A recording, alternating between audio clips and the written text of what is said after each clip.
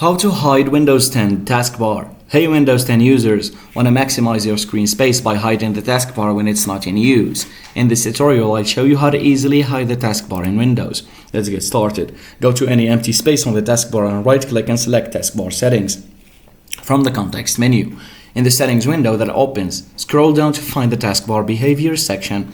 Look for the option labeled automatically hide the taskbar in desktop mode and switch the toggle to on. Once enabled, the taskbar will automatically hide when you're not using it, giving you more screen real estate.